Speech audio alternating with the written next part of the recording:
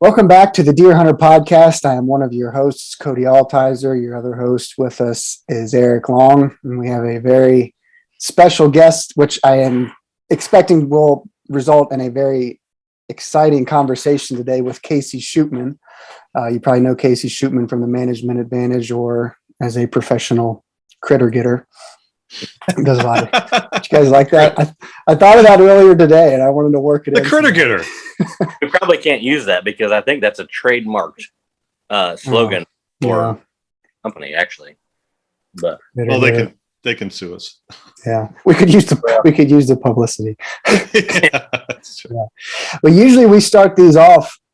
I'll ask Eric a question, or vice versa, and I'm going to ask you a question, Casey, to get this started.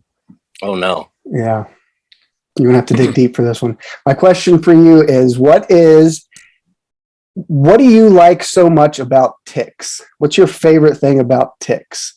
Because I saw recently you just killed a pile of possum, and I read on the internet that possums eat ticks.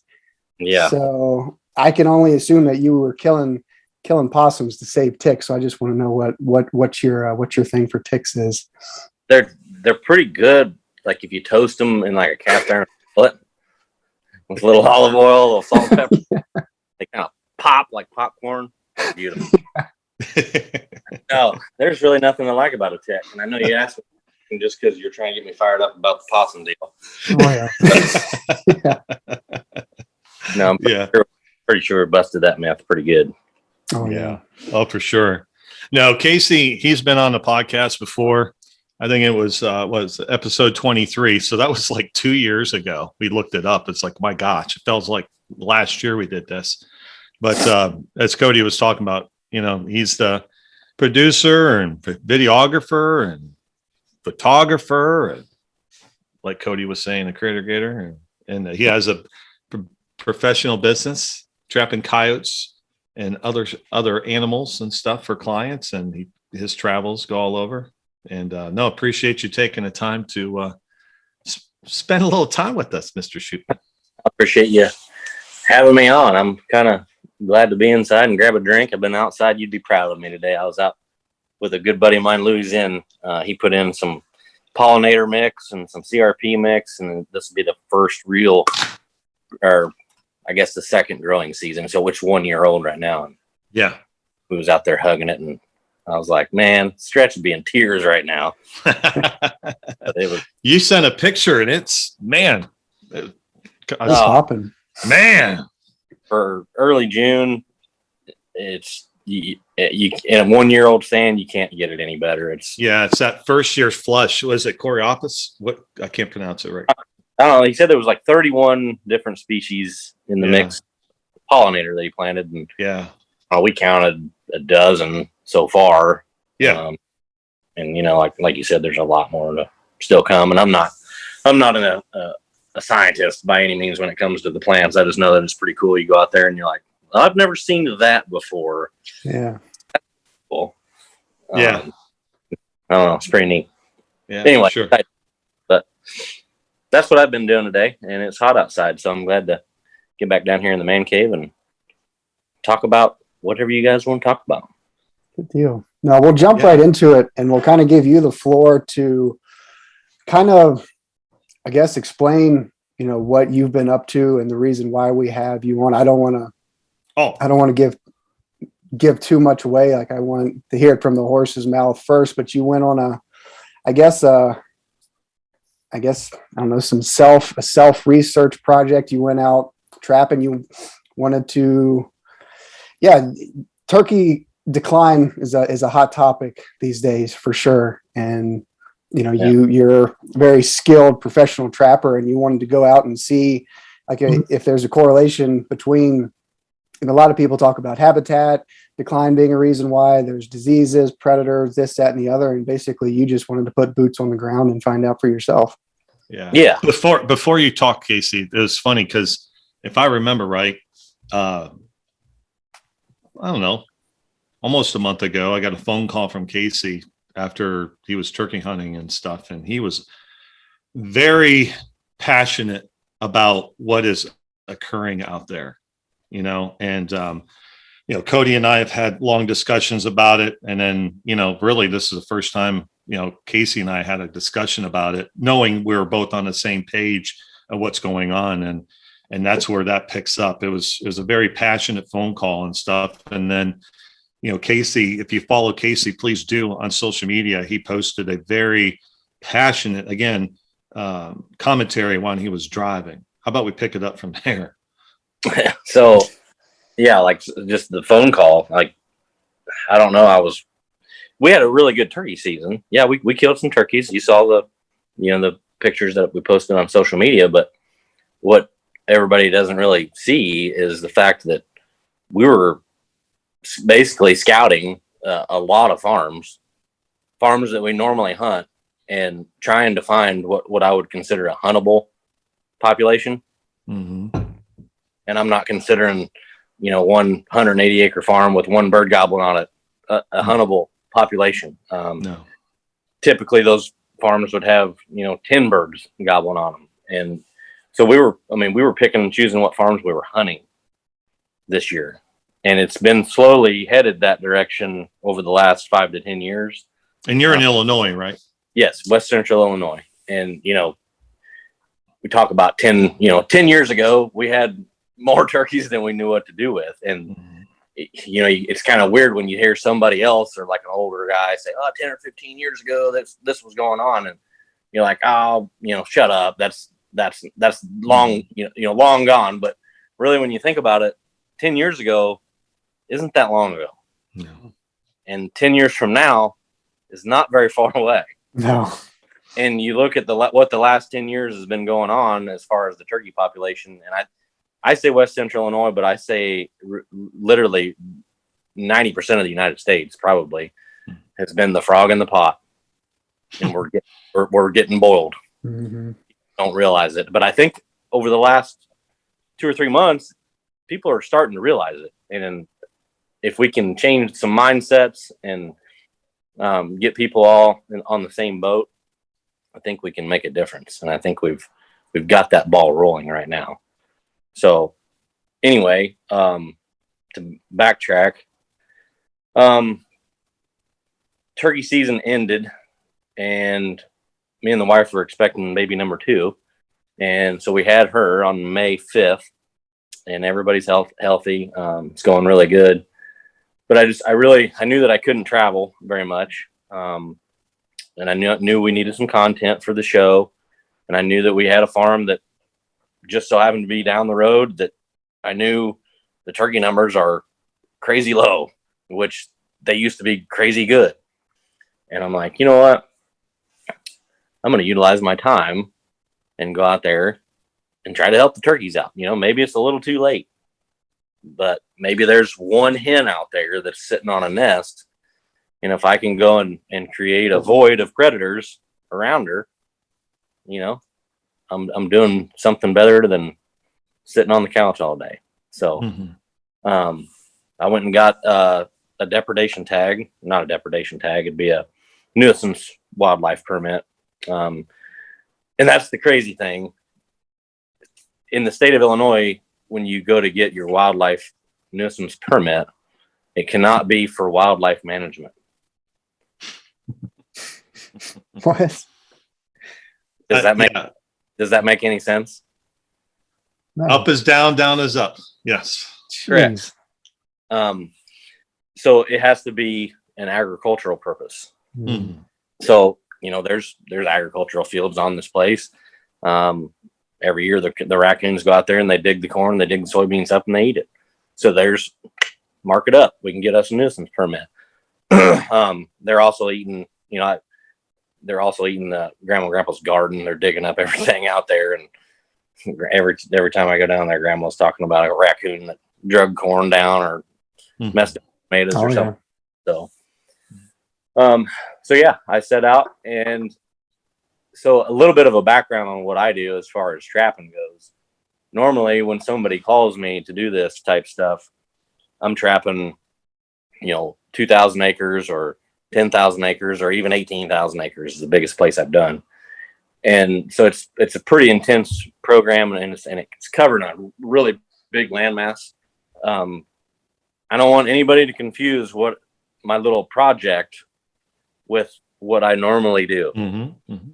And that's very important, because if you look at those pictures that I posted on social media of, 20 this day and 20 the next day and 20 the next day, that's not off of a large area. Yeah.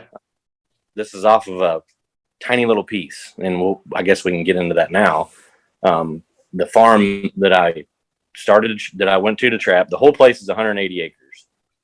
And that's a pretty good sized farm for West Central Illinois, but I really wasn't trapping 180 acres. There's one creek that runs on the south side of it. It's a fairly big creek, and it's connected into some big timber that's on the neighbors. But there's a 20-acre agricultural field in this bottom. And all I did was go in and drove around the edge of this creek and found every trail that was coming out into this ag field. And I'd set a double and a double and a double and a double. And I went through and I made like 12 locations. I think I had 30 traps to start with total. And the first night I caught 21 raccoons and in 30 traps, which is unheard of when you look at like large tracts of land that I trap or that I have been trapping for 10 years. I may have 10 dozen traps out over 2,000 acres and won't catch 20 the first night. And here I am on a 20-acre field and caught 20. Look, before we go any farther, we're talking about trapping raccoons. And, the biggest thing for the people that might not be following what's going on or live underneath a rock, the turkey population is declining in many places throughout the United States. And, as far as we know, it's a depredation type of issue. Yes. That's where we're looking at. And your ground nesting predators, which a lot of them are, but your raccoons, your skunk, your possums, bobcat, coyote. There's research out there that shows, maybe one hen a week. We all have the video or deer camera videos, or you've seen it where a bobcat hit a decoy. That's sustainable. But your ground nesting predators, such as raccoon, be priority, number one. That's why Casey decided to take this venture on. Correct. We kind of skipped over that. But Mm-hmm. What I really wanted to do was, there's only so many things you can control. And through my posts on social media while I was doing this, I had several guys, if you think you're going to trap your way to a turkey population, you're lying to yourself, or you need to focus only on habitat and forget about the trapping. And I'm like, let's get on the same page here. Okay. We all want more turkeys. We all want more quail. We all want healthy populations of wildlife, no matter what it is. Mm-hmm. Control what you can control. I can't control the habitat on this particular farm. It's an agricultural based farm. It's my 96-year-old grandpa's place. It's his place. It's not mine to do any kind of habitat work. The habitat's really there, and it hasn't gotten any worse over the last 15 years. It's the same, or slightly even better, because there's actually been some past log work done on it. So it's not like the habitat just all of a sudden went to shit. It's actually probably better. The only thing that in my mind has changed is the predator populations. Also, one thing I forgot to tell you was, while I was scouting this farm to see if we had a huntable population of turkeys, I had one cell camera in the back corner of this 20-acre field, and then I had a bunch of other just regular cameras. But that one cell cam, it gave me like the real-time view of what was going on out there. Every morning I'd wake up and I'd look at my pictures, and it's just boom, boom, boom, boom, boom, boom. It'd be like 5 coons, 6 coons, 3 coons all night long. And it was facing over this cut cornfield, and they're just steady doing this.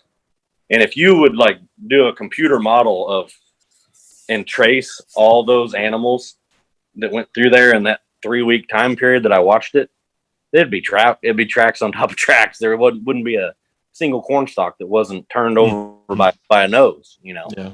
So you think about a hen laying a nest, and I'm like, my gosh, there's no way that a hen can hatch a nest out on this farm. Now, I 100% underestimated the total amount of animals that were there. As far as we'll get to that in a minute, but yeah, like I was saying, I caught 21 the first night in 30 traps. And if you've ever ran a trap line, especially with a raccoon line, you know, most of the time we're doing it, and this is how I got started in trapping back 15 years ago, was trapping raccoons for money. And Nice. you know, you're trying to make this a line as efficient as possible, and you're trying to, you know, justify spinning the gas and doing all this stuff. Well, if you've ever done that, you know that pretty much every time you do this, after 3 days, that line pretty much falls apart. It becomes non-efficient. Okay. So night 1, I caught 21. Night number 2, in those same traps, I caught 18. Night number 3, I caught 18. Night number 4, I caught 14. Night number 5, I caught 9. Night number 6, I caught 10. Night number 7, I caught 14. And it just Jesus. It trended down a little, but it stayed for 10 solid days. It stayed steady. And I ended up catching 119 off of one 20-acre field. Jeez.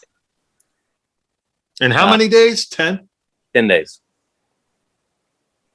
That's 10 days. absurd. Yeah. It's unimaginable. Like, I can't, I mean, given where I live for sure, but I can't imagine that many coon coming to one field. So did you stop after day 10? Could you have done more?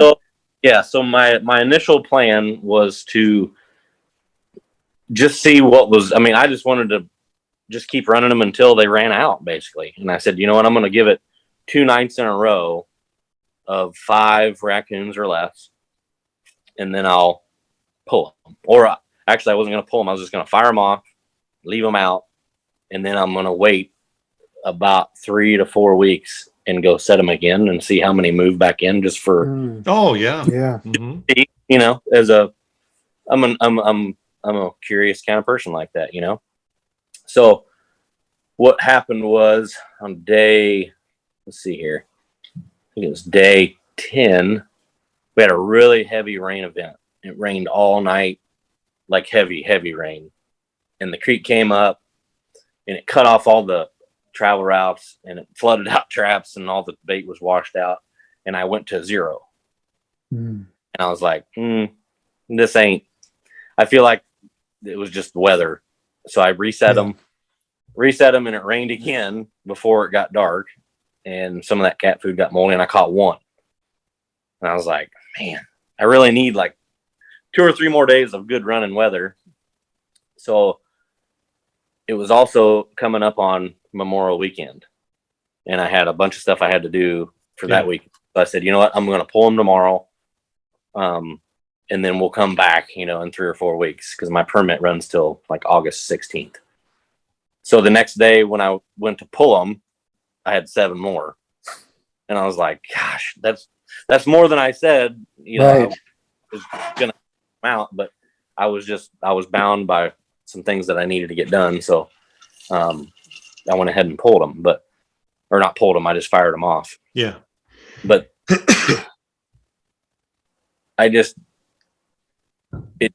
it bothers me that that's what's out there.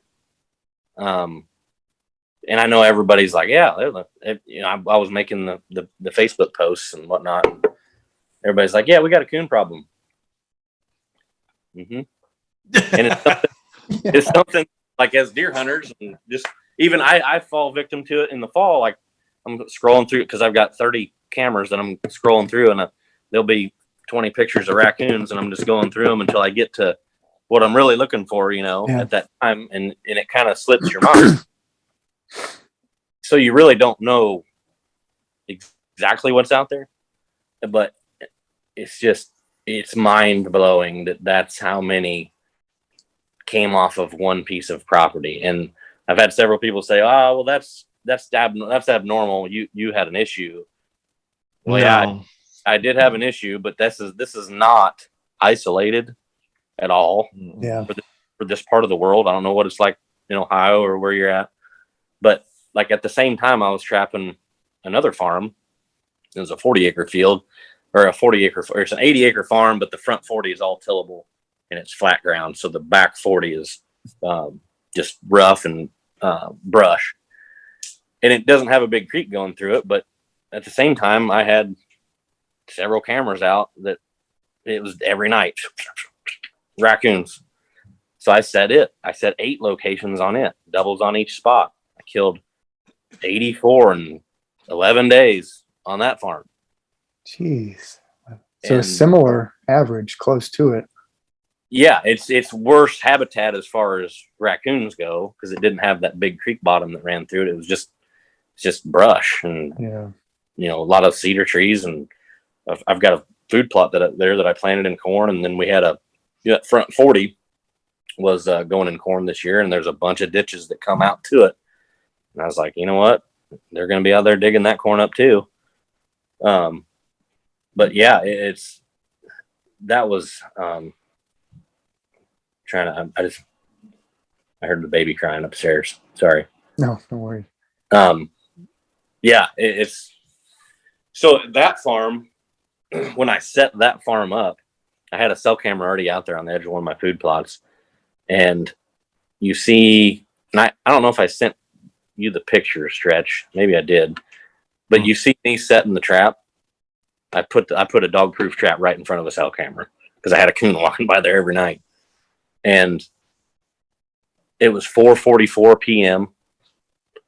and you see me in the side by side, and then the very next picture is at 8:11, and it's daylight, and there's a raccoon standing there 5 yards away from the trap, and I had taken a chicken egg and set it right on top of the DP trap, and he saw it like shining like a light bulb, and he came right over like it was like, oh my God, they're actually actively seeking out. He knew what it was. He's like, woo. So, I mean, he came right over there, plucked the egg right off the trap, ate it, and then, of course, he got caught as well. But it's just... No, it's amazing. I've said it a million times in seminars. We've talked about it. And a lot of things is that, the what you always hear is, 2 coon are ready to nest a day. And when you say that, it's hard for people to grasp that concept. And when you bring that information, some, real life data, if you will, it just kind of puts the two together. And that research is old. It needs to be updated, It's just amazing to me. It's like you and I have talked about it before. It's like, what if you didn't do that? It'd be then some the following year and then the following year. It's just amazing that there's anything out there and how resilient the other wildlife species are to, it's like when you have mediocre habitat, that's why everyone says habitat. Well, yeah, in the whole scheme of things, yes. If you have good quality habitat, it is harder for these a good stable population of predators to get those nesting animals. But when you have mediocre habitat, but an overflow, even a great habitat, let's just say you have a great habitat and you have a surplus of raccoons, for example, it doesn't matter the habitat. Numbers are going to oversee that. And that's the problem, and it's like we've talked about it before is, people are talking about it. It is finally affecting everybody to a certain degree. And if it's not affecting you, it will be, or somebody that is going through the turkey withdrawal of not how it used to be, But the problem still lies is that we got to keep this conversation moving, and you doing this stuff and then releasing some of the stuff on the management advantage, because I'm sure you will, it is going to keep that conversation going. We can't stop, because you know what? It's going to, food plot seasons, kind of came and gone. Now it'll be the next step. It'll be the next step. And then, next February, then the conversation will start to come up again. It's like, we can't, yep. You got to keep this conversation going. And it's frustrating that, it's not like people don't care. I don't know what it is. I don't know what it takes. There's a lot of people that like to talk about it. They don't like to do it. Yeah.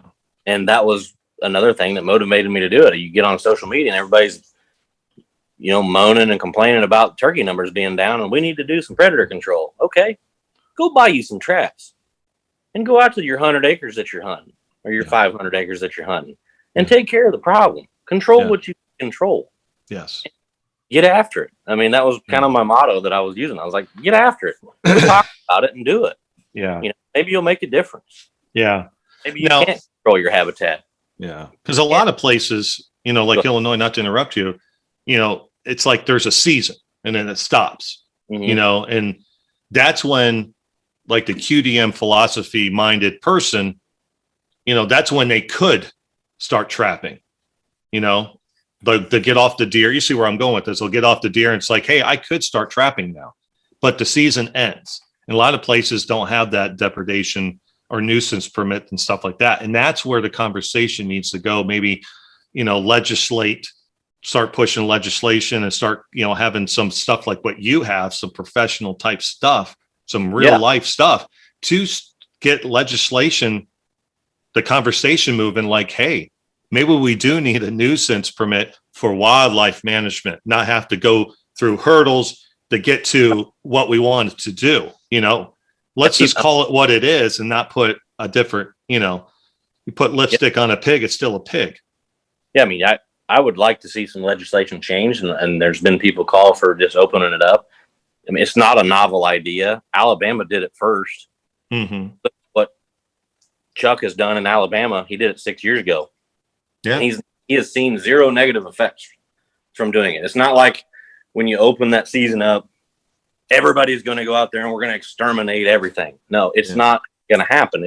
What's going to happen is the people that truly care about it are going to go out there and they're going to use good management practices to help their property out. And I think everybody that is a leaseholder or a landowner or what have you, I believe they should have the right to be able to manage that, how it needs to be managed. Mm-hmm. And I've had a lot of people talk about another thing that drives me nuts is they talk about having a bounty program. Oh, you can't have a bounty program. South Dakota has one, and everybody says, "Oh, look at South Dakota; they've got it going on." Well, they've got it going on in a sense, but it's not for the reason they think it is. Mm-hmm. The reason they think it is, they think that South Dakota wants them all gone, but there's not enough money in the program, and there never will be. State will never have enough money in the program. Look at me. I just killed 119 off of a 20-acre field. You expect the state to pay me $10 a tail for them? That's not going to happen. The deal in South Dakota, then I want everybody to realize, is that program is geared to invite interest and get kids to participate in the program and get them interested in trapping. That's where I think it's cool, because I actually, right before we hopped on here, I seen somebody on Facebook shared South Dakota. So during the they've got, I can't remember what they call it, but during the nesting period, they have this bounty program, and they have a giveaway each week where they give away like 3 traps to a kid for program and turning in his tails. Yeah. That's where that works, but it's not for what every redneck on Facebook thinks that it's there for. They think, oh, we need a bounty program. So, well, do you need a monetary incentive to go out on your property and make more turkeys? You don't get paid to deer hunt. You don't get paid to duck hunt. You don't get paid to golf, but you still go and do it. So how about we all get on the same page here and figure out what we got to do to make this work? But sitting here and talking about wanting to get paid is not the route to go. No, I don't believe. Come on. Especially the people in the industry. It's like I did a podcast with Jeremy Flynn and Jared, and we are a hunter. People exploiting wildlife, those professional air quote in the industry. It's like you're exploiting wildlife as a career. Let's call a spade. And you're sitting there, going, hey, let's take some money from X program and put it into a bounty for nesting predators. And it's like, wait a minute, man, this is your living.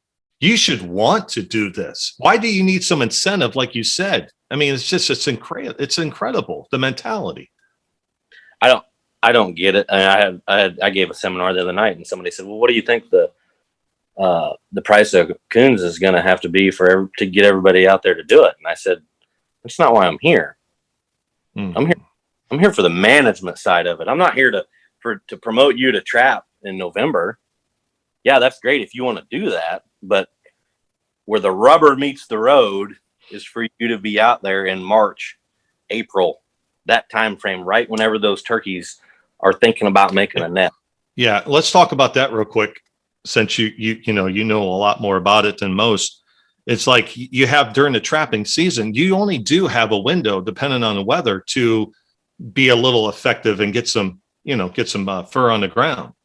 But the way populations, that's where the confusion, where there's not enough information out there and education from like organizations like NWTF, Rough Grouse, even NDA, about predators, and how only ones that we concentrate on is bobcat and coyotes. That there's enough information out there that you can look up on Google or whatever about this research project and stuff. But raccoons, particularly the travel in that time period from, let's just say, when they come out of den, if you will, if it's a bad winter, all the way till even now, there's nothing out there for them to eat until the berries start dropping. So they are hungry and they are moving. That's another thing I want to talk about. So like whenever you're trapping them in November, when the season and the fur is at prime value, you get a lot of refusals. Even in a dog-proof trap where you're running a highly preferred food, I've ran trail camera videos over the top of them, and they might walk by and go, they'll eat a bite of it, and they're like, I'm good.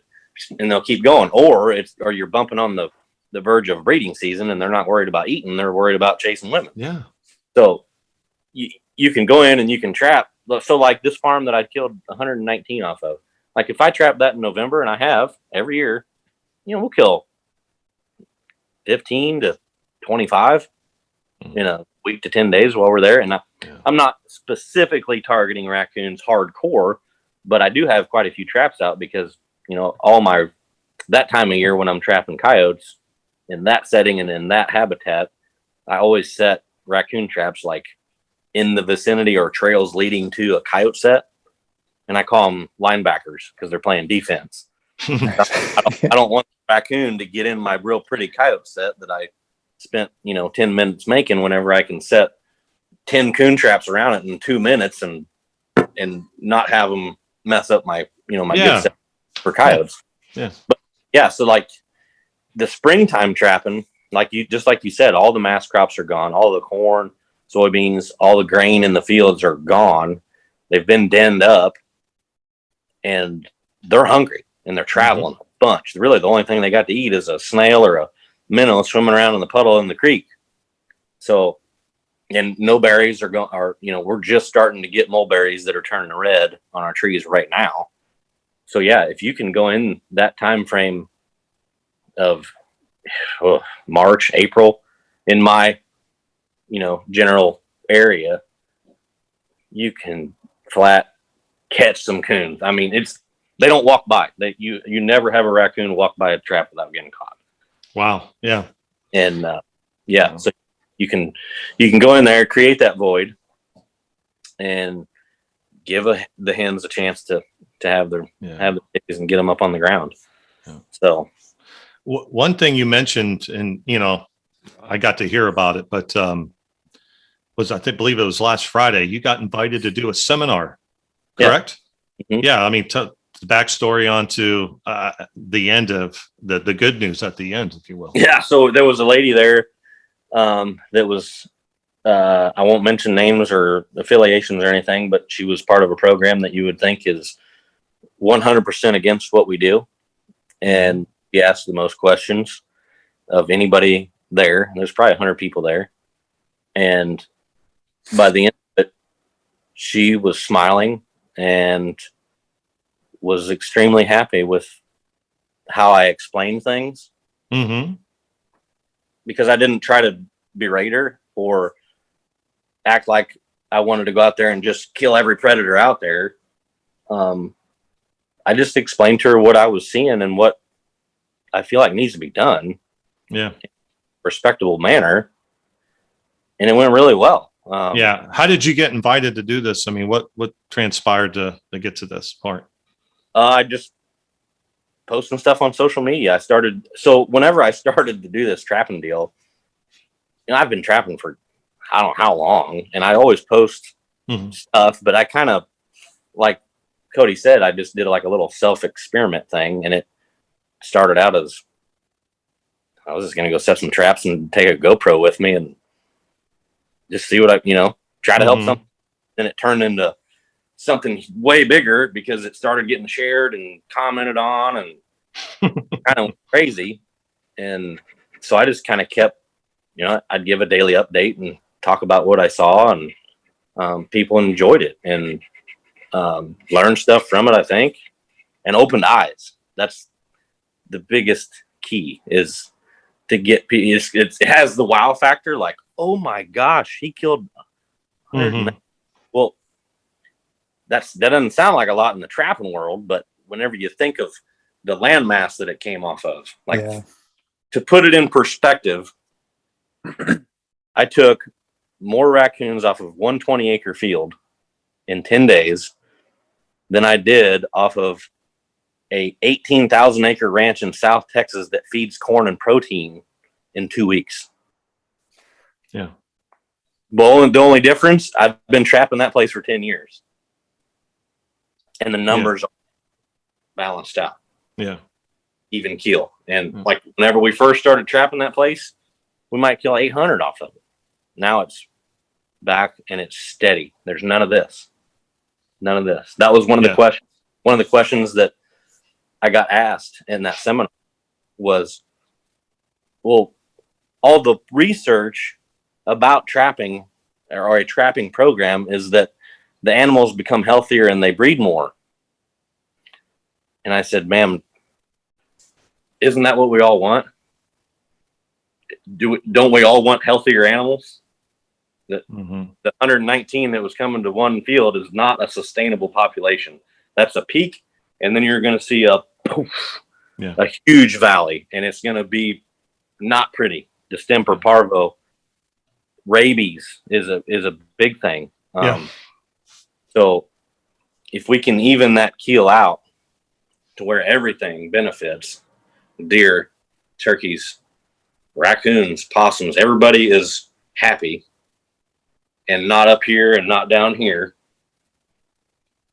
everything just gets better. Yeah. And you didn't like set this seminar up. You got invited to do this. Yeah.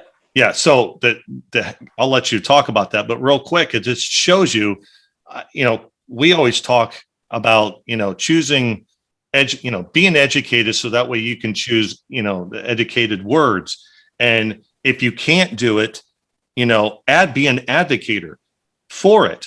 But if you can do it, do it so tastefully where, like in your situation, you put some passion into it, you got people's attention, and then you did it like you did it right to where you did get invited to talk about what you were doing.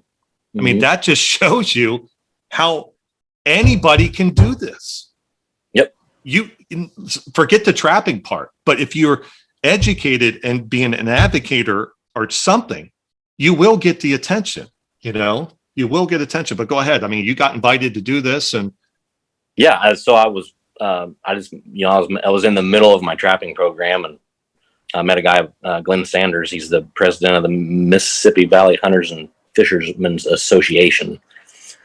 Say that real fast. Yeah. But anyway, Glenn, he's an old game warden, and just as good as gold. And I got to know him pretty well. And he's like, "Hey, why don't you come speak at our thing?" And so I did. I mean, it's you got to start somewhere, and that was that was the first place that I actually like presented any kind of data or anything that I had done, because I actually took the maps and put pins on where I put all the traps, because like I said, I don't want people to forget that this is not a giant place that I was trapping. This is a tiny little bottom field. It's something that the average guy can do.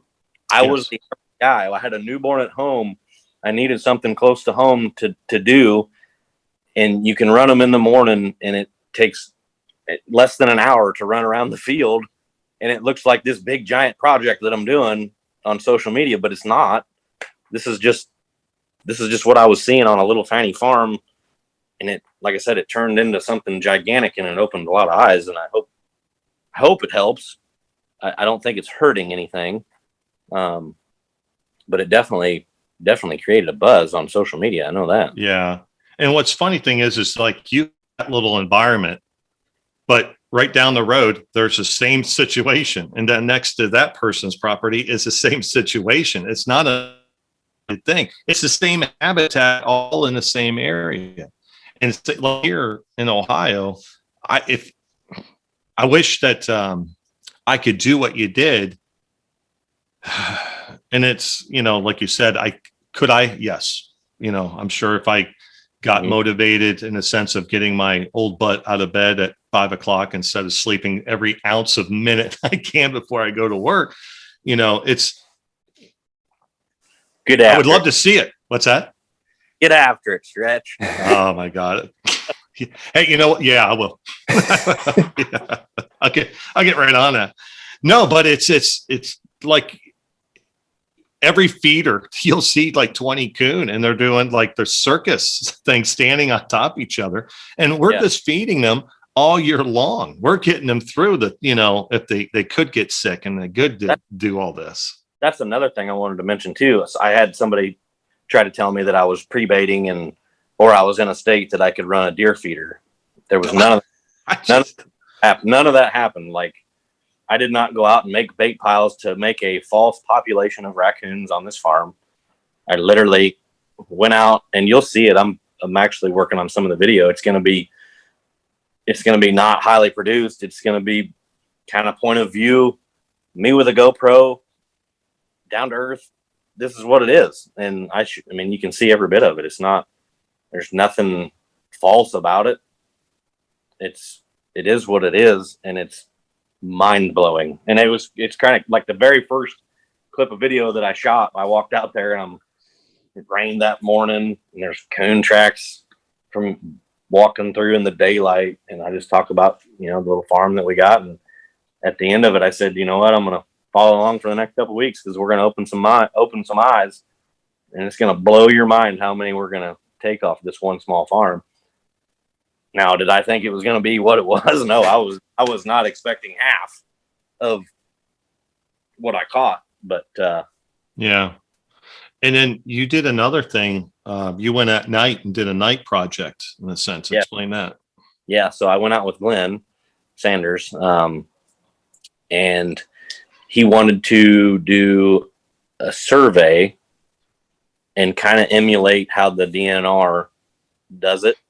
They do it in March, or before the leaves leaf out. They do it in the spring.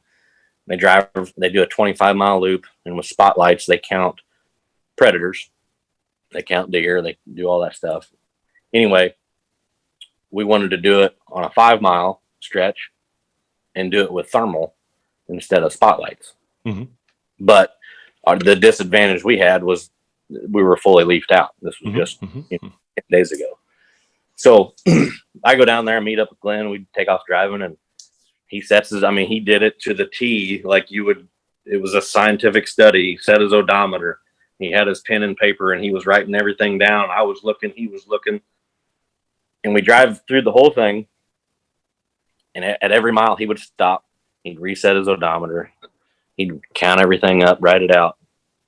When we got through the end of the 5 mile stretch, like miles 1 was 16, mile 2 was 18, mile 3 was 2. And then mile 4 was 15, and then mile 5 was 16. And I was like, what happened to mile 3? Like, did somebody drive through before we got here? But that was not possible because we were back in the middle of nowhere. And he just kind of smiled at me. He goes, I trapped that a month ago on a nuisance permit. You can't trap your way out of the turkey nesting. He trapped it 4 weeks prior to the day on a nuisance permit. And this is in an environment and in a habitat type that you would think that those animals would replace that void in days, because it was on a riverbank and it was in a slough, right in a levee system where it's travel route. And it was 18, 17, 2, 16, 15. Hey, 1980 called. They want their spotlight back. Yeah. So to go back to this, so the state, the DNR, their 25 mile loop averaged 2.25 raccoons per mile with a spotlight survey before leaf out. We averaged 15.75 after leaf out with thermal. So we're actually seeing more what is there. And honestly, we were probably seeing 20% of what's actually there, maybe even less than that. We were like those fields, they were coming out of the river bottom and going into those ag fields, and they were digging up seed corn and seed beans that had just been planted. And honestly, after we got done doing it, I was like, Glenn, we really didn't see that many. And he's like, listen, I think we saw a lot. And I'm like, let's do it again in a different habitat type. Mm-hmm. Like somewhere within a 10 mile radius of where I did that trapping job, or not the trapping job, the trapping experiment. Yeah. And do it kind of just get out of the river bottoms and get up in here and just let's do like 3 or 4 more 5 mile stretches. And it would probably be a lot more than that, which it's getting late now because all the crops are starting to get up. But yeah, you go out right after a field of corn gets planted. I actually did it. I didn't record it. I was just by myself, and I had COVID while I was doing this trapping deal. And so my wife and kids were gone, and I just drove around with thermal and was looking, and you'd go by a little bottom field and there'd be 30 raccoons out in it. You drive it. Yesterday I was sitting there eating my lunch, looking over a soybean field that was just a little pop. I mean, they were just starting to come up. It was noon. Oh yeah. And there was an adult coon. It was just, and I ate my whole lunch watching her or him. Yeah. And it's just like, this is unbelievable. And then also, I mean, didn't miss a thing. If there was turtle eggs out there, and we'll talk about that, if there's turtle eggs out there, they were gone, because it's next to a wetland complex. And then I was doing some filming for Cody and I's project about some grouse, and grouse drumming on a log, and an adult coon came out, and that thing, I watched it for 20 minutes. And, you see coon and you just don't pay attention to it. But when you actually take the time and watch, it was amazing. That thing was all over. There wasn't anything that it didn't. Oh, yeah. If there was a net, it climbed up the stump that the drumming log was from, and it was hollow. It came up there, looked in, went back. If there was a nest in there of a songbird, gone.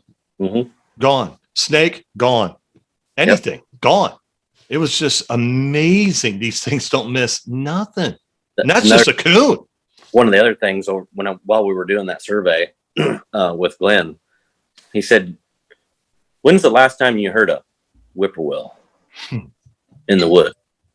And when I was growing up, and I hate to say it, but 10 years ago, on that same farm that I was trapping, the whippoorwills would deafen you on that place. And you don't hear them anymore. Well, what are they? Mm-hmm. They're a ground nesting bird, and they only have 2 eggs. And a raccoon comes by and steals them. They're gone. Yeah. But that's a bird that you don't think about because we're not hunting it. A lot of people don't care about it, but that's that's just something that kind of reminds me of growing up. Oh yeah. Was turkey hunting in the springtime, and you hear that whippoorwill just whoop, whoop, whoop, whoop, whoop. And they're so loud that it like makes your eardrum like vibrate, and you're like, man, I wish I could hear this turkey gobble. But the thing now I miss it, and you don't realize it until you just sit there and you're like, man. Yeah. Yeah. And that's another bird that's, of species of concern. And that, people blame the habitat because the habitat that a whippoorwill needs is different than the other species that we're managing for that need that early successional and stuff like that. But Cody, he's got whippoorwill on his place. I don't have them up by me. Southern Ohio does, but it is declining, and they not hear that sound. I mean, when I was at Cody's the other day, we were doing some filming. It was, it does. It just warm. I went right back to college, man. Went right to college and sitting there turkey hunting. And it's like, shut up. You can't hear a damn thing. Oh yeah. Yeah. But Cody has them, but it is the same thing. It's go ahead. So this farm, you said they need early successional habitat. And I keep going back to the habitat because I'm trying to blame it on the habitat. They don't need early successional. They don't. Okay. No. Okay. No, So this farm still, it's got a lot of big timber. It's got a lot of field edge, a lot of fence rows that haven't been bulldozed in. It's got small patch clear cuts that the neighbor did right next to us. Grandpa, he logged a little bit, but I don't know. Like I keep thinking about all the people trying to blame or tell me that I can't trap my way to raccoons. And I keep trying to think what has changed with the habitat, and I don't see it. I don't see that.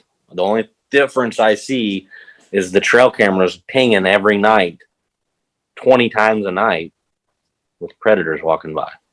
Yeah. Do you get a lot of coon on your video stuff, Cody? Not a lot. It's Cody Altizer. He hasn't said much today. Everybody, this is Cody. This is Cody Altizer. He's from Virginia.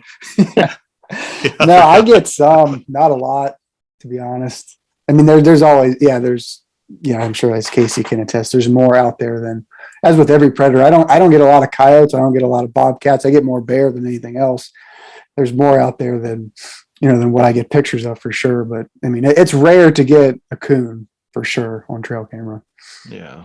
And it's a habitat. I think that's just pulling it out of my butt. I mean, it's so vast where you're at, mountainous, Appalachia, the mountains. It's a whole different ball game from like what Ohio and especially Illinois is for sure. So that might be the cause of that.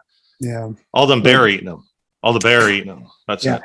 I don't know. I mean, I'm sure I know we have them, but I mean, turkeys around here, there for a while, they got on my nerves because I don't turkey hunt. So I don't I don't go out to shoot them during the spring, but during deer season, like a big group of hens walking through the woods make all kinds of racket and all kinds of noise. So they piss me off during fall, during deer season.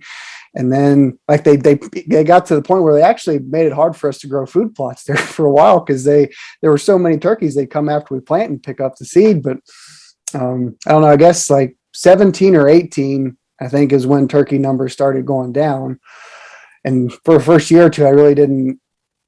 That's why, I don't know, so much of what Casey said, I hope people listen to and pay attention to, because, the first thing that he said that stuck out is that he wanted to make a difference. The second thing he said is that, he was curious. Like I said, I noticed turkeys going down around here, but I didn't stop to think and ask why. Like it was just an observation. I was like, oh, well, I don't see as many turkeys as I had the last couple of years. And then, the third thing Casey said was get after it. So and again, you guys have talked about it. This is something that everybody can do. It's, you have within your means, you can make a difference. You can control like what you can control, like Casey said. But now to go back to here, like turkeys have come back within the last couple of years. I've seen more hens, but I see fewer poults. And I got a water hole on our property that gets a picture of every animal around here. And the last couple of years, like there's several hens, but there's no poults. So something's getting them. So yeah, and that's another thing we should probably talk about is like when they do get off a successful nest, that's getting the nest is stage one. Stage two to get them through is the poult stage, where at least they can fly and get up to, because that way they can avoid predators and stuff like that, avian predators and stuff. But it's like you can do just little things on your property to get those poults. Like I saw some puffballs the other day. They were just little things. And where they were was in a rye field that I had some crimson clover next to really hardcore thick clover. And when I was on the tractor, drilling sorghum in it, they hit that wall and they couldn't. But where were they? Bare ground with overstory above them. And what you could do is like during the spring, early spring, is if you have a disc and you have an old field, just run some disc, run through it. You don't have to do the whole thing. Just a little bit to disturb the soil. That way you do have that goldenrod and flush, and you have that bare soil. So those poults that don't have a thatch layer to get tripped up on and everything else, and they can bug until they get big enough where like those poults can get in that clover and really feed on some high protein bugs and stuff like that, where they can maneuver. But there's that time period where they're still vulnerable, you know? Yeah. Yeah. They're vulnerable for so long when you think about it. I mean, from the time they come out of the hen and the egg to when they can fly up on the roost, what is it? 50, 55 days. Yeah, from the time they come out until when they can fly and get up. That's wild. And that's one thing it opened my eyes, because I used to be like one of those people who's like, well, it's habitat. And it's why I think what Casey did is so valuable. Like it's such a teaching opportunity for people out there. Cause I was one of those people, I don't trap, and I don't have that many coons around. So, I take my opinion for what it's worth, but I was one of those people like, well, you got good habitat combats predation. Like, habitat trumps predation. And it's like, you take what Casey did, and you have the numbers, you have the visual with like that size of the field. And you can, again, like try to think of a turkey poult from the time it's an egg to when it hatches to when it can fly up, that time frame, like what it has to go through to avoid predators and to see another day. It's like, yeah, you can have fantastic habitat, but if, like you said, Eric, if there's a surplus, this influx of predators, it doesn't matter how good your habitat is going to be. Like these little things are going to get plucked off. So if you're somebody, like Casey, who again was just like saw a problem, was curious, wanted to make a difference, that's something all of us can do. You go into this area and you hammer these coons, possum, or whatever the problem predator is, you absolutely can make a difference, no matter how good your habitat is. And every little bit makes a difference. Like Casey said, if he can keep a coon off of, one hen's nest for that, whatever length of period of time it might take, like that's work worth doing. That's a win. Yeah. And you don't have to be Casey Shoopman to do this. You can fail. You can fail. You can get, 6 traps. And if you catch one, that's one. You're being proactive. You don't have to be Casey to do this. Don't think that you have to be a professional and have the magic touch. Not at all. And I want to go back to, you were talking about the brood habitat in your rye that you said that you watched the baby poults go through there. Somebody did a study on that, on wheat and the timing of the wheat harvest, like out west, and the correlation with turkey hatches and everything. And that's one thing that I've noticed around here is we don't have as much wheat anymore. We're more of a corn soybean rotation, but that wheat is a really good brooding habitat for those poults to running through. They can, it's full of insects, and then the mama's going through and eating the heads and picking up wheat that fell on the ground. But one thing we don't think about is, guys that are planting food plots, us deer guys, are providing that brood habitat and not even knowing we're doing it in our food plot. you plant a fall mix, like we plant Pennington, Rackmaster Feeding Frenzy, I think is what it's called. And it's got like 7 or 8 different plants in it. Mm-hmm. Good, but it's got wheat, rye, and oats in it. Mm-hmm. What does 90% of the deer guys out there do with their fall planted food plots? Turn them over. But they usually leave them standing. At least 90% of the guys in Alabama that I know, everybody forgets about it. You know, turns off warm. They start fishing. They go camping, spending time with the family. They forget about their food plots. Well, that time frame from May when the wheat and the rye bolt up to mid-June when the poults are on the ground, they're providing that without even knowing it. Mm-hmm. Don't go out there and mow it down.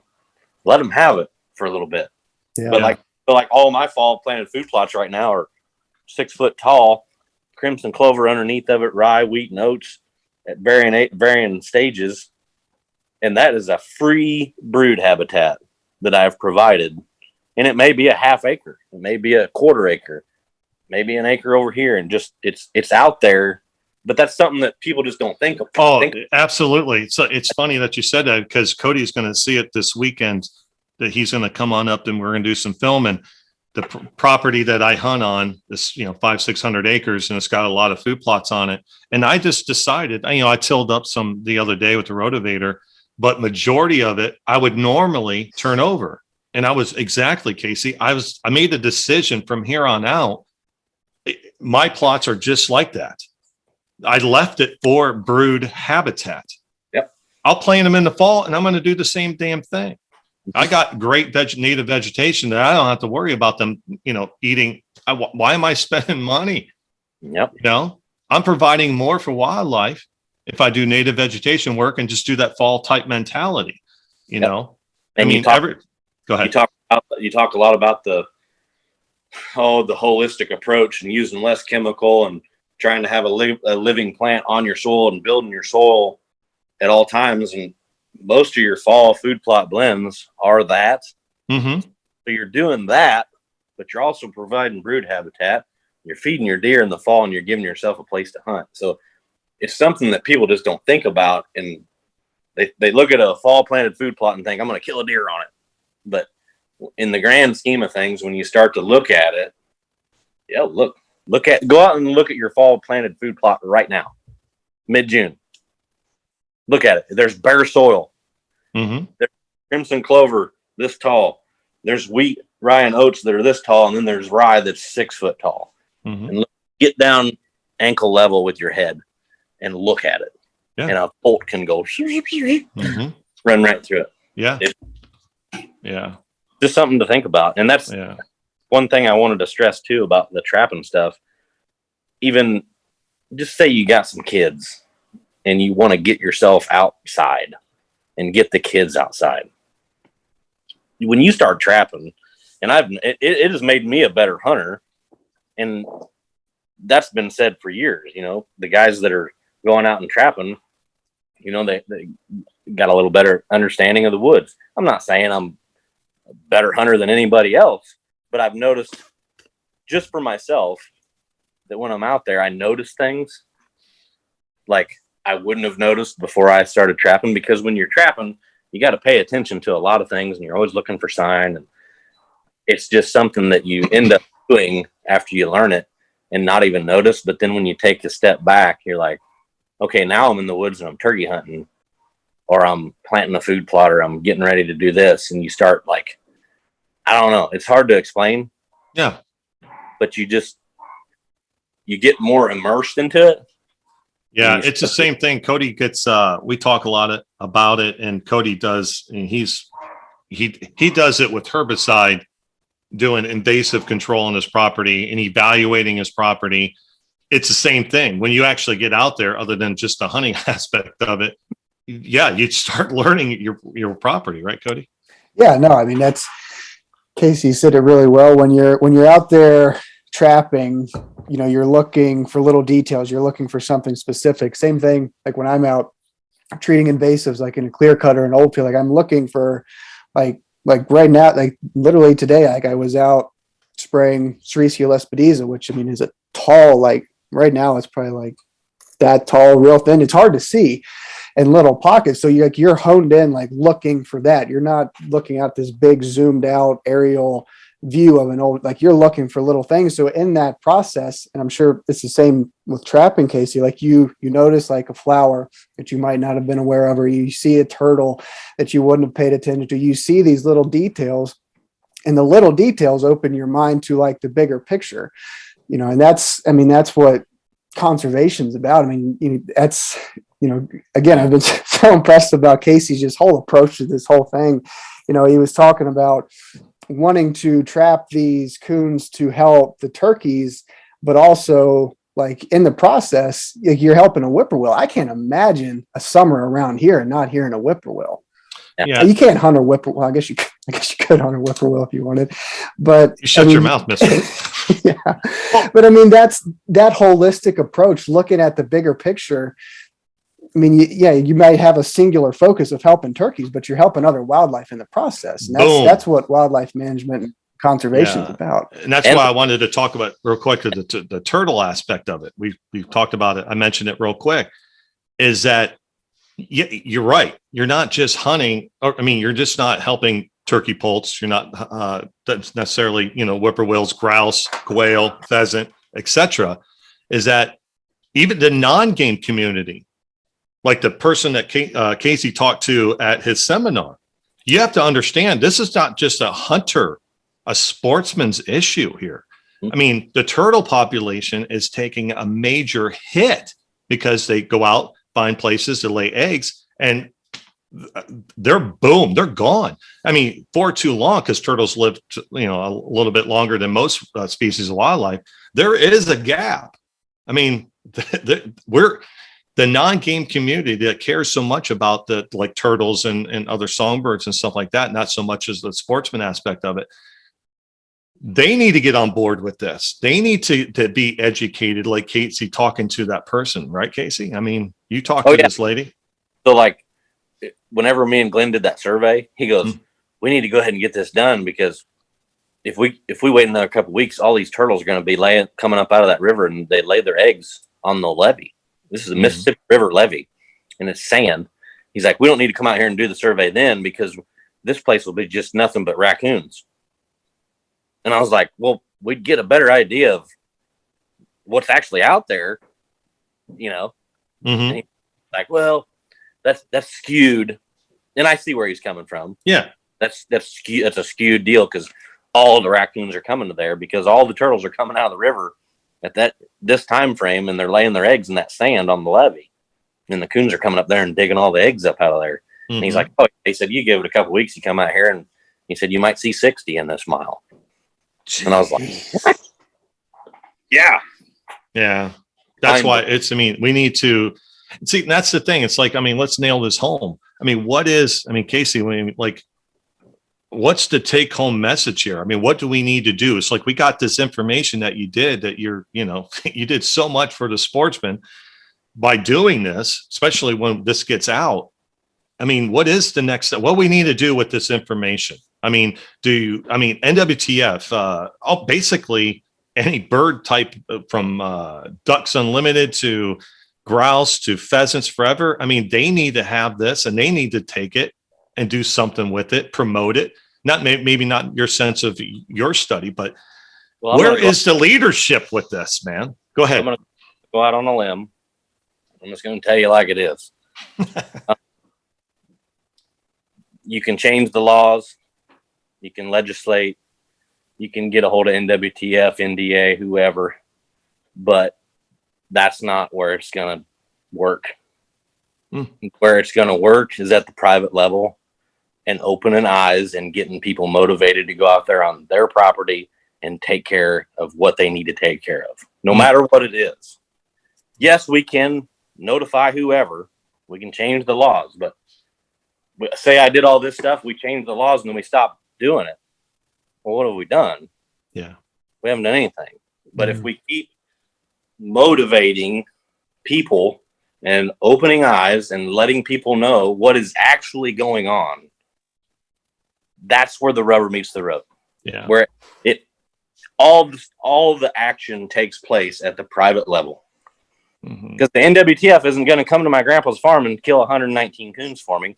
They're not going to come plant a pollinator program for me. Maybe they would help me do that, monetarily. But where it all takes place is you going out there and saying, I need to get this done. Yeah, it's a management tool. It's in a toolbox, but we don't use it ever. I mean, it's not, I don't know why it's just like, I don't know what it is. We look down at the toolbox, we see it, but then we still expect the same results by not using it. And it's like, what is going on?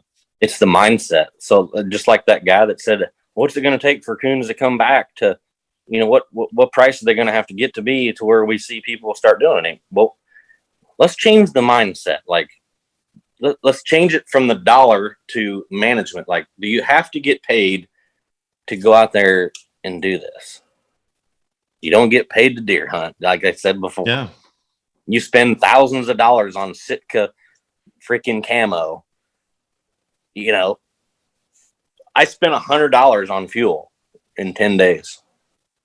Yeah, I mean, $100 is $100, but anymore, that's not a lot. In the whole scheme of thing, it's just. Yeah. But if I can get one hen to hatch out 8 poults and get them up and going, I've done my job, and I've increased the turkey population by tenfold on that farm. Because that, and that's another thing. So, like, when I was out there doing this, I wasn't in a hurry. I took my time. I don't know. It was just weird. Like, I was noticing things because I didn't have anywhere to be. And I was just like in it. It's hard to explain, but you know what I'm saying. I was out there in it. And over the course of those 10 days, I had pinpointed a hen, and she wasn't scared of me. It was really awkward. She would just, like, I'd be on the edge of a field, resetting a trap or something, and she'd just like come out of the creek, and she'd be like feeding, just like she was chasing grasshoppers as fast and as hard as she could go. And then all of a sudden, she might make a 400-yard loop out in the field, but she'd always come back to the same spot. And like I said, I didn't have anywhere to go or be, so I was just watching her, and I knew what she was doing. Like, she came off the nest to feed. That's why she was going frantic as she could, because she knew she needed to get back. And I watched her probably 6 or 7 days do that, and I knew where the nest was at. Like, there's a briar patch right next to the creek, and I didn't go in there because I didn't want to spread scent. I don't know if any of people say if you go and find the nest that you bust her off, she won't come back, or you spread your scent in there and coon goes. I don't know if any of that's true, but I knew where it was at. I didn't want to go peek into it and disturb her. But she would I had traps within 100 yards of her on 3 sides, and I killed, up until day 8. I in the first 8 days, I killed 21 within 100 yards. And then I forgot to keep track the last 3 days I was there. But it was just cool to know that I was actually out there doing something that I thought I was helping, and I actually saw her, and I knew what she was doing, and I knew where she was at. And one day I was 75 yards east of her, and I had 2 traps across the creek, and I was only like 100 yards from her where these 2 traps were at, and I had 2 coons in the trap.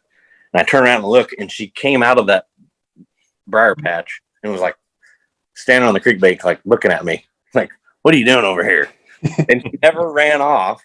And it was just one of those things, like, I never looked at her, but I was just like taking care of my coon. And then she just walks back into the briar patch like, "No, thank you." Yeah. But I don't know, I was just noticing things it was nice. Like, I didn't have phone service down there where I was at. And I don't know, I felt more connected to it than any other time I've been in the woods, I think, because 90% of the time when I'm trapping, I'm in a hurry because I'm trapping a bunch of places, and I'm so focused on things that I'm doing that I'm not really paying attention to the big picture, but I had time to do it.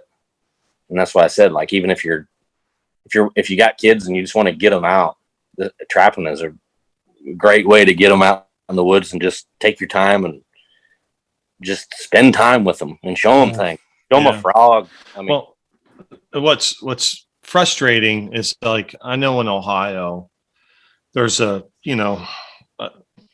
older generation of trappers that are not necessarily for the open season on coon, label them as, groundhog, coyotes, etc., because they think that the market's coming back. And it's just that generation. It's not a knock on them or anything. They grew up making that money, and they think it's going, if they pull the trigger on agreeing with that and supporting such management decision, that they'll be missing out. And it's like, the fur market's not coming back, boys. I mean, look around. I mean, look at the gas prices, look at this and look at that. I mean, we're not going back. Well, we might go back to fur because that's the only thing we're going to be afforded to. I stand corrected, but it's just, I mean, we'll all be wearing deer loincloths before it's over. But anyway, so it's a different mentality. And that's why it's like, you got to do, like Casey said, you got to, you didn't say this, but like, block out the noise, do what you can, what you have, and where you are. You can just do what you can. And that's something that's a take home. A lot of this is like, why complain about it? We do enough complaining, we can't, you gotta be, I say to my clients all the time, you always have to ask why, you always have to be curious.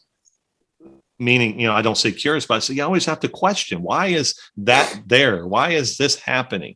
And then be proactive, or get after it. I think that's a t-shirt. Realize, be curious, and get after it, right? Is that the three things? Yeah, like, I mean, if I hadn't trapped that place, I would have never figured out there was 119, and there's probably way more than 119 because I was only running those 12 locations. If I wasn't even going in the woods hardly. Like, if I would have really scouted it out and done a really intensive deal, I probably would have been up in near 150. And when I go back in another couple of weeks, I'll probably take out another 30 or 40 of them just because they've moved back in. But that's something that I wouldn't have known if I hadn't been curious. And what a lot of people don't realize is, like, trapping is the oldest tool in the toolbox. Like, how many animals did we trap and relocate in the history of the United States? Yeah. A lot. The wild turkey, river otters. We've done all this stuff, and we utilized trapping as the tool. Yeah. And I don't know. Yeah. The turkey thing, it hits home with me. I get very passionate about it because I get frustrated. Working for the state, we did a lot of turkey trapping, and our goal was to get turkey populations, a huntable population in all 88 counties, and we were successful doing that. But there were people on the ground, boots on the ground like myself, 3:00 in the morning in January, February, below zero weather, can't feel your fingers until we got remote detonators. We had to take cable wires and put it on a battery to set the cannon net off. And then, it took somebody like, this is bullshit. Why we're freezing our ass off in a tent to where we got a remote detonator that we can be in a truck. But then you got the time where you're sitting there doing 12-hour days plus day after day after day, trying to catch turkeys to relocate in different counties. And then to see, and, there was a time where we were killing 28,000 birds in the state, which is great, to we killed 11,000 this year, from 28 to 11,000, and some change. And I get so frustrated that this is happening. This is the turkey has stepped foot on the road of where the grouse, the quail, the pheasant, and I would have never, if you would have told me that this was going to happen, I would have called you an idiot. They have stepped foot and they are walking down the same road. And I'm glad that you did this, Casey. I mean, I don't think you realize how important. I mean, things happen for a reason. And like I said, like when I first set out to do this, it wasn't, I had no inkling that it would turn into what it did and get as much attention as it did. But I think that's the good thing about it, is I didn't have any preconceived intention with it. Mm-hmm. But one other thing I want to just throw in there, this story time. Yeah. Okay. So Uncle Casey story time.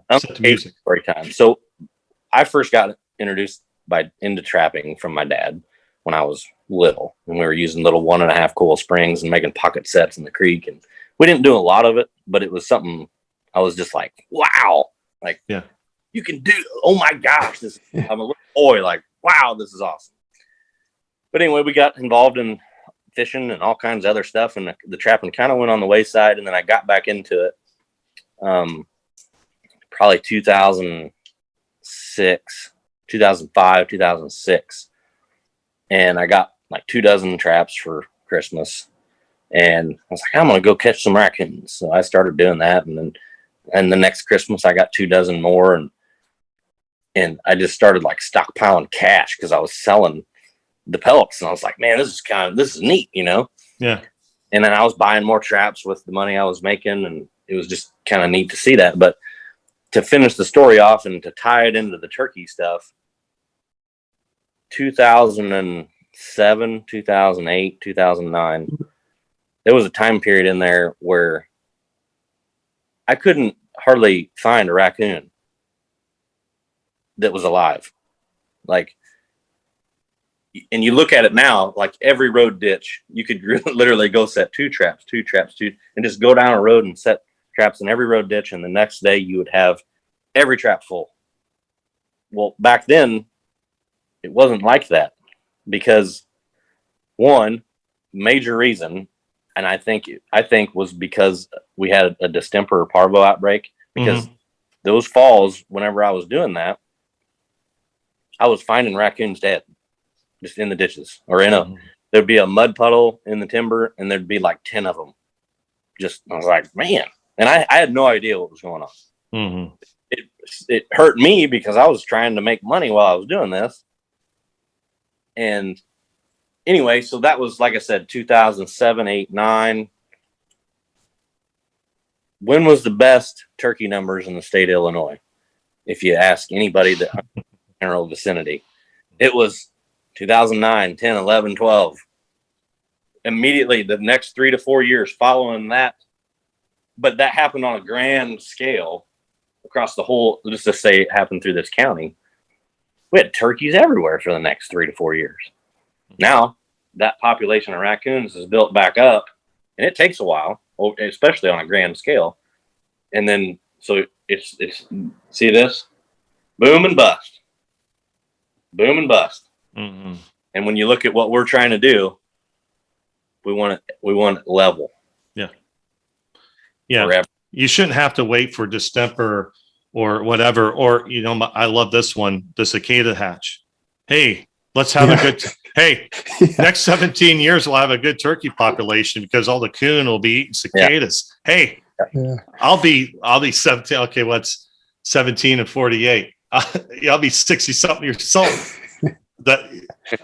Hey, great. I appreciate it, man. That's awesome. But you shouldn't have to wait for that, right? It's just, But I mean, did that make sense? Like, oh, I know. Yeah. That was my observations back then. And then we had really good turkey numbers, and now we don't. And I killed 109. I mean, it all correlates to me. I'm not a scientist by any means, but, and I know there's more issues out there. There's weather and habitat, of course, but there's a lot of things that point in a direction, and it's extremely alarming and disturbing. I mean, there's one clip of video, and I was going to post it the day I did it. I was coming down off the hill onto that 20-acre field. I think it was day 3 or day 4. And I could see 6 trap locations from where I was at. And I could see 9 coons in those 6 locations. Every trail on day 3 or 4 was full. And every one of those trails that come out of that it's a creek, and then there's 30 to 40 feet of perfect turkey nesting habitat. And every one of those trails had coons on them in traps. But that was on day 3. It happened every day for 10 days straight. Yeah. I don't know. I don't know how to hammer it home any more than we have, but yeah. Well, I think it's amazing. It's couple things, and I don't know how many questionable or negative comments that you got from even sportsmen. You mentioned just a couple, like they're trying to prove you wrong. It's like, wait a minute, man, why would you do that? I just don't understand a negative comment trying to like get you type thing, not looking at the bigger picture of something. And then like, again, it's like, okay, as sportsmen, we need to take this good information. And also, again, I mentioned it earlier, is to take this to the non-game community. At least don't be against me. So you could quietly support me and not let your friends know that you're doing this. Okay. Just let me do what is needed, because I am helping you as well in your enjoyment for wildlife, the turtles, the other non-game, dicky birds, etc.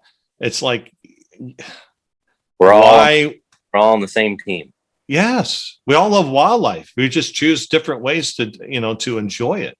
And no one's right or wrong on it. But yeah, just even the comments from your own side, and I said it, Cody have said it, we talked about it to death. It's like, when you decide to be a conservationist, be prepared. You got to have thick skin. It's not from the other people, the antis. It's from people from your own side. You will be the only one standing up in a room. You got to be prepared to grasp that and utilize it. You will come off as a drunk uncle. It's just, you got to be prepared. 100%. Yeah. But I don't know. Cody? I don't know. This was, this whole thing, when Casey was doing it, like it felt like, I don't know what the word or the phrase is, like divine intervention is what comes to mind, but that's not what that phrase means. But it felt like, you know what I mean? This was important. Like this felt big, like it felt important. Like this needed to happen for a reason. Like it needed somebody like Casey to take the bull by the horns and go out and do this. Cause for like on social media, everybody talks about, and trapping too, it's already under enormous fire as it is from animal rights activists. I mean, you get on Sportsman's Alliance, like their Instagram, you scroll through like every other day, it's this state's trying to do away with trapping, that state's trying to do away with trapping. And you guys mentioned trapping being the oldest tool in the management toolbox. Like this, even within our own community, like you have people saying, oh, it's all habitat. You don't have to trap. You don't have to kill them. Like just let them be. If you got good habitat, we can all peacefully coexist, and it can be unicorns and rainbows. And like Casey doing what he did, it gives such an example and such a visual of how important trapping is. I think this was so important, and it's going to be so beneficial on so many different levels. Because if you're like Casey and you're giving a seminar, or Eric, you're giving a seminar, and somebody brings up trapping as inhumane, or or for whatever reason that may be bad or a point against it, like we now have this example of the benefits that it provides. Like look what happened, and look at the benefits as a result of it. So that's a win for trapping. It's a win for habitat and land managers, because we now understand that, great habitat, I mean, that's a part of it, but so is predator removal and trapping. That's a win. It's a win for turkeys. I mean, I don't know. This feels like something like a really big deal on so many different levels. And I hope when people listen to this podcast, listen to what I didn't say a whole lot anyway, but don't listen to what I say. Don't listen to what Eric's, just listen to what Casey said. Like fast forward through what I said, fast forward through what Eric said, because that's what Casey said. Like it's the mark of a conservationist. What he did, why he did it for the right reasons, how he went about doing it, how he communicated it.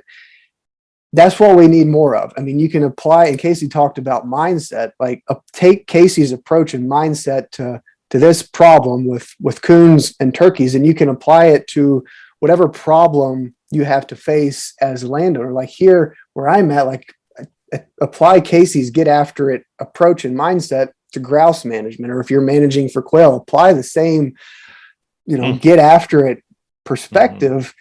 And get after it. Like there's so much that Casey said. Like I'm going to listen. I don't listen to a lot of our podcasts, to be honest, after we put them out, just because I don't know, podcasts, frankly, aren't really my thing to begin with. But I'm going to go back and listen to a lot of what Casey said. Like if I've been around conservationists all over the world, hunters, guides, biologists, vets, wildlife techs. And what Casey said in this podcast, and I'm not saying this just to blow smoke up his rear end or for whatever reason, this is one of the more impressive things that I've seen and heard, like what Casey said, honestly. And all the work that I've done all over the world, this is one of the most impressive things that I've been a part of or listened to. I'm going to pretend Casey's not here, and I don't want to make this awkward, but it's just... because I'm not known for that, right? That's what I do. That's what I should get paid for. But anyway, no, it's just I've known Casey for a very long time. I remember the youthful Casey when he was tailing behind Chuck Sykes with the management advantage back in the day with this big giant camera and all that stuff. And I remember looking, I first met Chuck. I remember here come this little, I walked up to their booth to introduce myself to Chuck, and here come this little fella coming up trying to, like he was his bouncer, his muscle. Like you don't go through Chuck unless you talk to me, and his life was just, and I've watched the transition. I've watched Casey, and a lot of us can relate to this, is that we're obsessed with deer. We're obsessed with shooting things and being a good quality hunter, and we get, but then now seeing the transition to where he to this, that just shows you that anybody can be this. You can still hunt. You can still be obsessed with deer.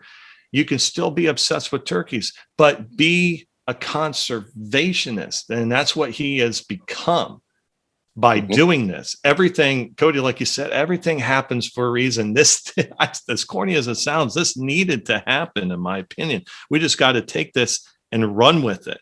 And, no, man, it's just, I told him last Friday, and it's like, take it for what it's worth, especially coming from me, man. I am so proud of this guy to see that little fella behind the booth to this hell of a conservationist in front of me. I mean, I'm very proud of you. I mean, this is awesome. Thank you, guys. Yeah. I mean, this whole podcast, we've talked about trapping and whatnot, but really what it's about is the wild turkey for me. Mm-hmm. And if somebody's listening to this, maybe they don't even go to their property and start trapping, but maybe they finally realize that the wild turkey's in trouble. Yeah. And maybe they've got a 1 acre spot that's in fescue, and they're like, man, that would be really good brood habitat. Or, man, we really need to do something over here. And it just, like I said, this makes people pay attention to something rather than just being a taker. The vehicle, like a vehicle to them. Yeah. Yeah. So like, Illinois, we have most people only turkey hunt maybe a week out of the whole season, or 3 days out of the whole season. And then they forget about turkeys.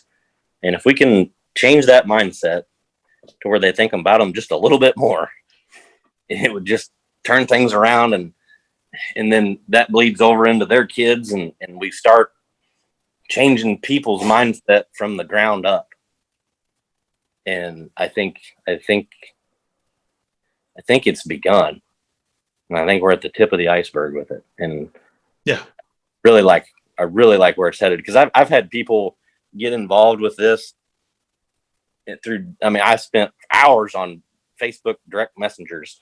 What do I need to get? What do I need to do? And I had people that I never thought in a million years that they would start trying to help out the turkey. And then 3 days later, they're sending me pictures of them out there actually trapping, and they got their kids. Nice. That's awesome. And I'm like, holy cow. Like that guy, all he does is go and shoot stuff at night with thermal. And here he is with traps and his kids, and he's got them out there and they're having a good time, but he's also helping something. He's helping that specific person, he killed like 74 of them off of 60 acres. And it's a farm that he turkey hunts. So, I mean, if we can, that's where I was talking about the private level. Yeah. In getting people involved at the private level. That's where the work gets done. Yeah. Bottom line. Yeah. And the piggyback on that, to wrap this up, is that to wake people up, it's like Illinois is a blue state. I mean, let's call a spade a spade. It's a blue state, left leaning in the sense of when you have that mentality, things like trapping are on the hot seat, and you're one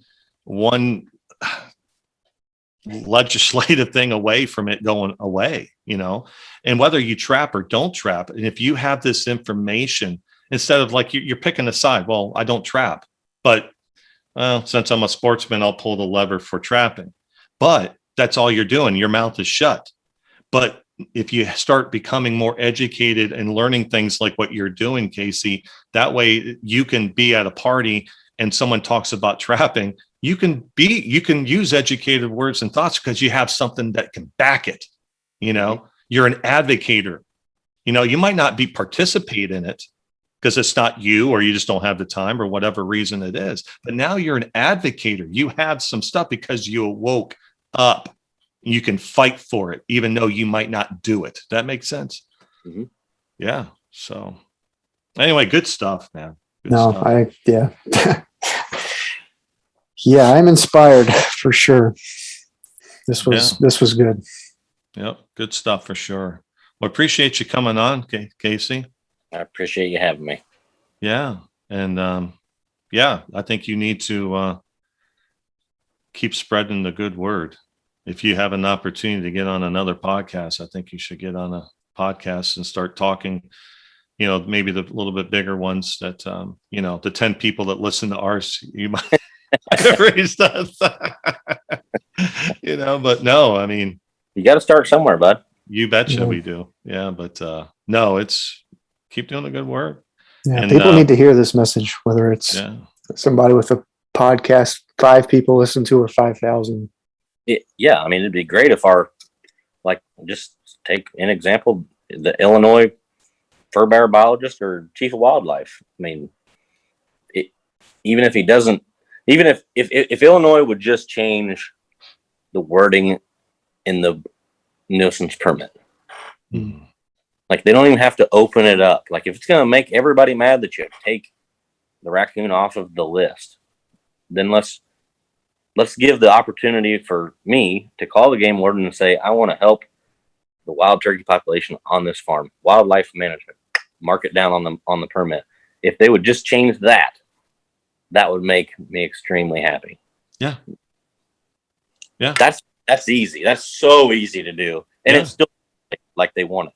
Yeah. It's just a different purpose. Yeah. And like you and I talked about the other day, even if you had to, hey, you know what? Because agencies are suffering financially. Put $5 on it. I will pay for a nuisance permit, $10. Our state resident trapping license is $10 in Illinois, I think. Yeah. I'll pay $10. Absolutely. Yeah. I'll pay $20. I don't care. I want to be able to do it in a legal manner. Yeah. Yeah. Good stuff. Good stuff. So what's going on with TMA? What's going on with the Management Advantage? We're just out here doing our thing, bud. Yeah. Yep. I'm producing this stuff right now. Like I said, the trapping stuff. I didn't take a camera guy with me. It was me and a GoPro. I'm trying to figure out how to produce that. I was going to do like one long show, but I was filming every day. And like by day 4, I'm like, I've got so much content. This thing could be an hour long, but I'm also taking raccoons out of the same exact traps I took out of yesterday and the day before and the day before that. So I stopped filming like all that and just did like a recap on day 5. This is how many we caught. This is what I think is going to happen tomorrow. Yeah.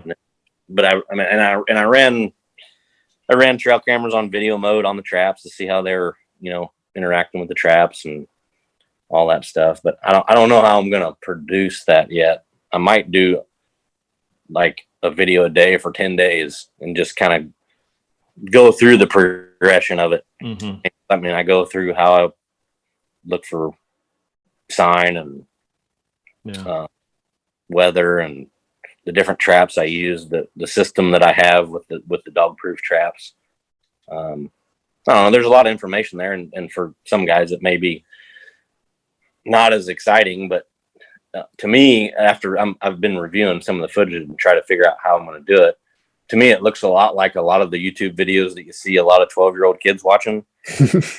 Like, because they get enamored with this point of view camera. Like, I was wearing a camera right here, like as I was setting traps or I was carrying it, and I'd hook it onto a tree and show you exactly what I was doing. So it's not the Hollywood and the real pretty footage like we normally try to do, but it's like meat and potatoes. Yeah.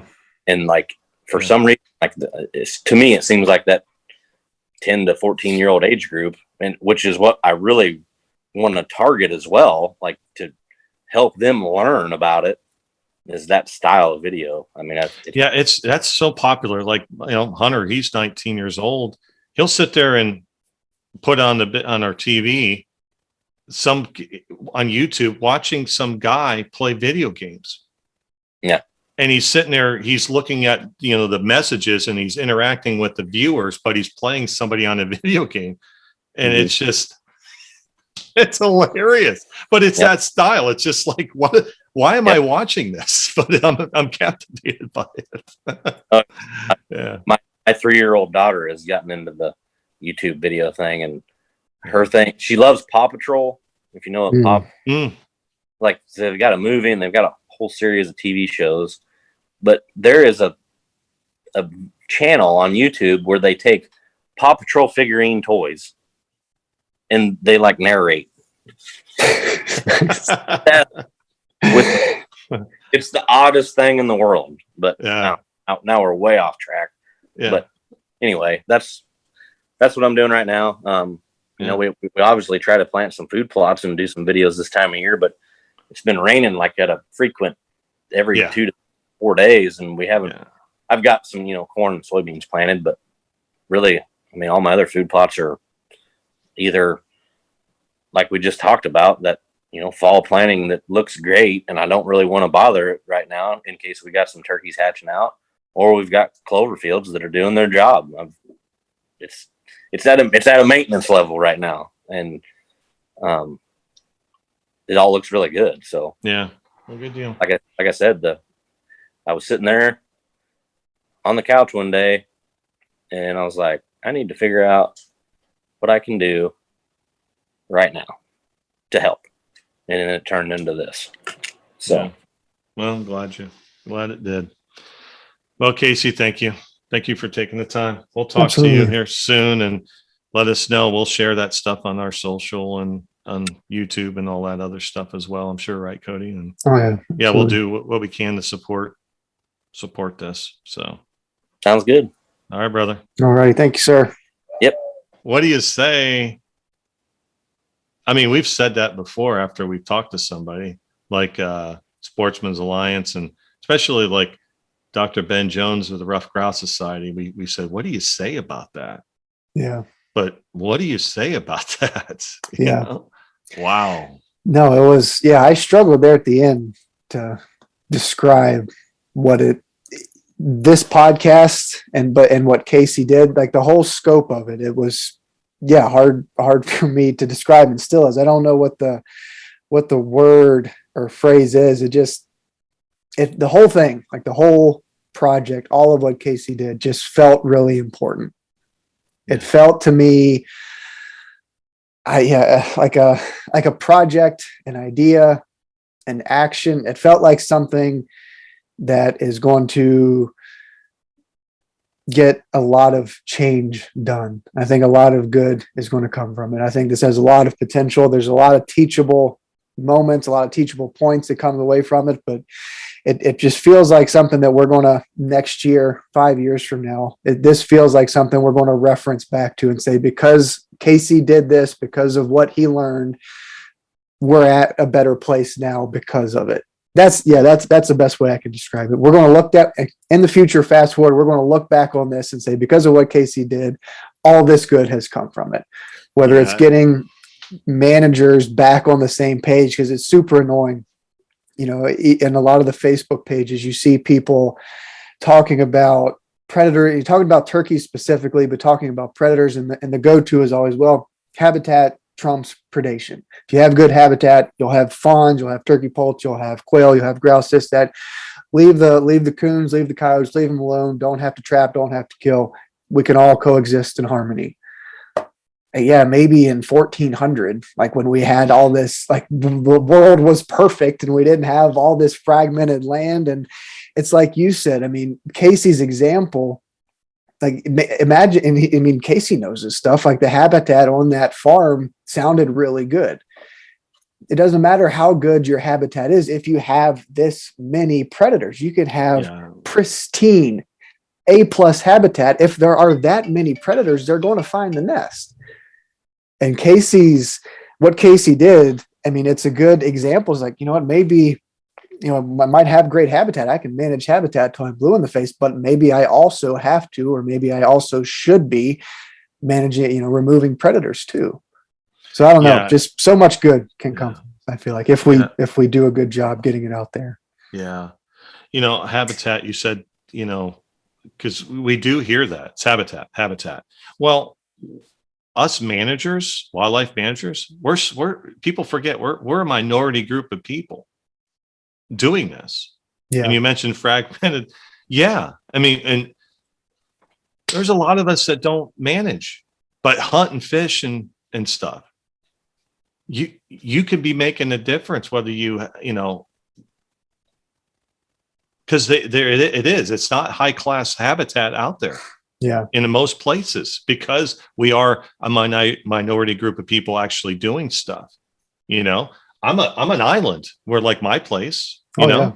I mean, there's 113 acres here. And it's okay, but the neighbors they don't do what I do. Yeah, the management things, but they still have plenty of coon. Yeah, and those turkeys are not just staying on me; they're nesting over there in that multiflora rose bush. Or that little clump that sticks out like a turd. Yeah. It's so attractive to them, predator, but that's the only place a turkey can nest in. Yeah. And it's not sustainable, but no, I agree, Cody. It's something that, like, next year, he's not going to have a turkey flush, but the following year, because I know Casey, enough of Casey that he's not going to stop. Yeah, he's not going to stop at this. He gets something in his mind. That's what I really do like about Casey. He's determined, and you're right. It's going to be like, look. Yeah, and we should follow. Yeah, we should follow, and we can't let this just go away. That's keep important. The conversation going. We got to keep it going. Yeah, and that's our responsibility too. And hopefully, people, once Casey puts this out, and I mean, he's already put out like a bunch of photos and documented the process as it was happening. But it's our responsibility. Other people and their podcast or brand or whatever, it's their responsibility too to keep this relevant.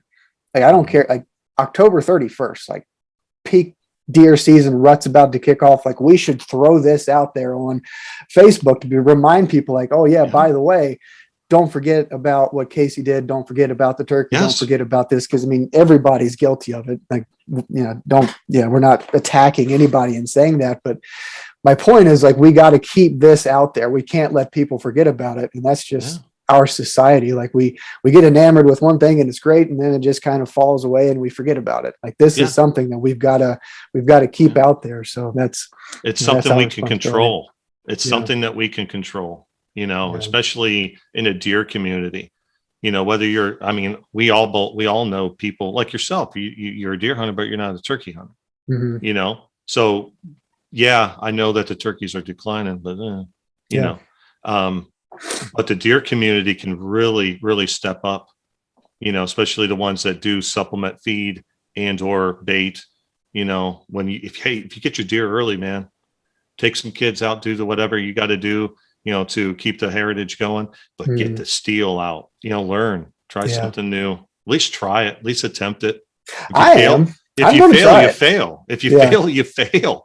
You know, if you catch some and you realize, man, maybe this is not for me, but at least you'll understand why it's important, and you'll support it. You'll support Casey and the cause. Yeah. And it's for the great, it's not, I wanted to make sure to emphasize, this is not just about the turkey. It's about turtles. It's about non-game species in general, from salamanders to everything.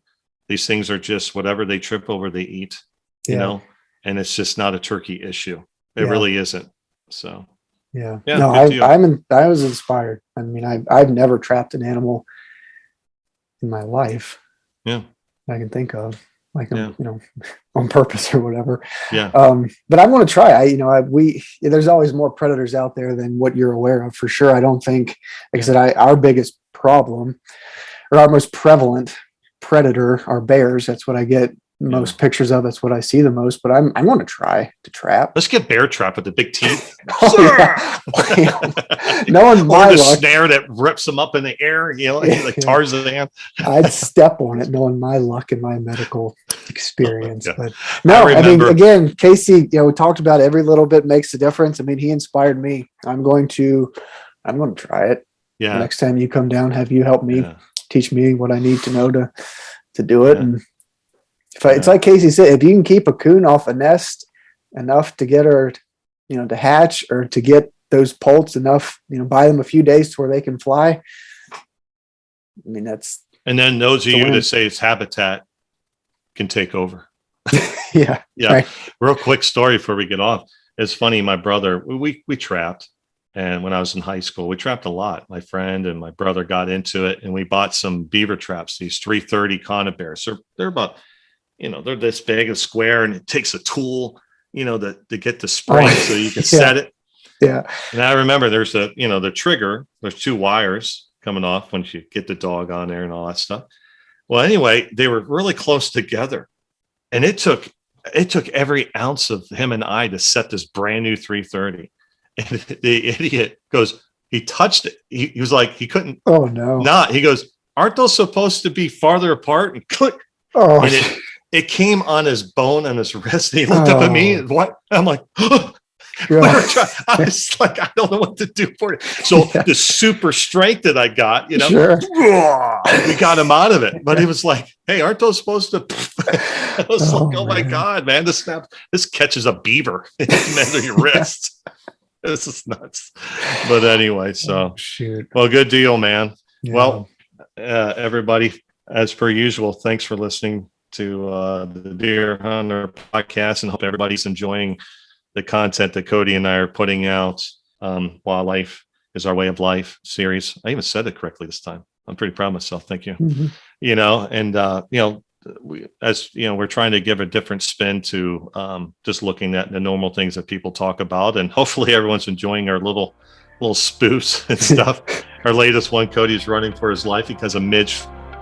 You know, EHD Midge. He the ninja chopping. It did it actually, the ninja chop. But man, we're just trying to make light of different things and have fun. That's what it's supposed to be. But as my grandpa always used to say, no worry, no worry.